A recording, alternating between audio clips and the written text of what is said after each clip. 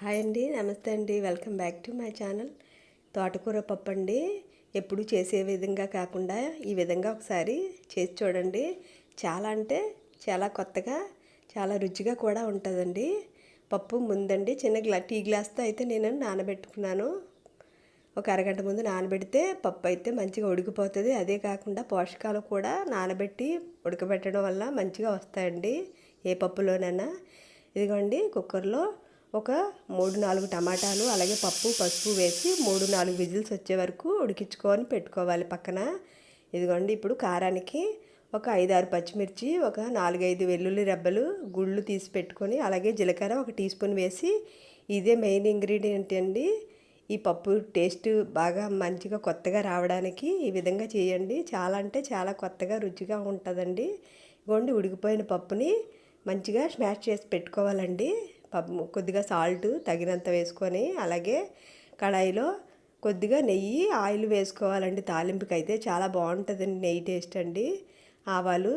కొద్దిగా ఆవాలు, కరివేపాకు, ఎండుమిర్చి వేసుకొని తాలింపు వేసుకోవాలి. కాసేపు ఆవాలు చిటపట్లాడిన తర్వాత ఇగోండి కొన్ని ఉల్లిపాయ ముక్కలు వేసుకోవాలి. ఒక చిన్న ఉల్లిపాయ ముక్క వేసానండి. అలాగే మనం దంచి పెట్టుకున్న పచ్చిమిర్చి, వెల్లుల్లి, జీలకర్ర పేస్ట్ కూడా వేసుకొని, ఇదే అండి మళ్ళీ మళ్ళీ చెప్తున్నాను, ఇదే మెయిన్ ఇంగ్రీడియంట్ అండి. ఈ పప్పు చాలా రుచిగా ఉంటుందండి ఇలా పేస్ట్ వేస్తే.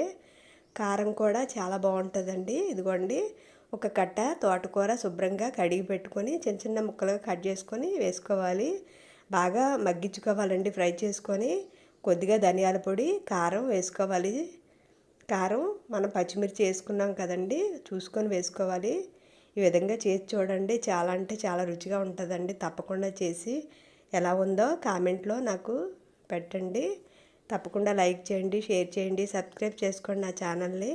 అలాగే బెల్ సింబల్ కూడా కొట్టండి. నావి వీడియోస్ ఎప్పటికప్పుడు మీకు వస్తాయండి. ఇదిగోండి, ఇలా బాగా మగ్గించుకోవాలండి. వేగిన తర్వాత పప్పు మనం మెదిపి పెట్టుకున్న పప్పును కూడా వేసేసుకోవాలి. మీకు కావాలి అనుకుంటే ఈ టైం అప్పుడు కొద్దిగా చింతపండు రసం వేసుకోవచ్చండి. నేనైతే వేయలేదు. ఈ విధంగానే బాగుంటుందండి పప్పు. ఈ టేస్ట్ ఒకసారి చేసి చూడండి. మళ్ళీ మళ్ళీ ఇదే విధంగా చేసుకోవాలనిపిస్తే ఎలా ఉంటుందండి పప్పు అయితే. తప్పకుండా చేసుకోండి. ఎప్పుడు చేయలేని వాళ్ళు ఈ విధంగా చేసుకోండి. పచ్చిమిర్చి, కారం వేయడం వల్ల ఈ కూర రుచి అనేది మరింతగా బాగుంటుందండి. దీని సైడ్ డిష్ ఏమైనా తీసుకోవచ్చండి, అప్పుడాలన్నా అలాగే ఏదైనా అండి. తప్పకుండా లైక్ చేయండి, షేర్ చేయండి, సబ్స్క్రైబ్ చేసుకోండి.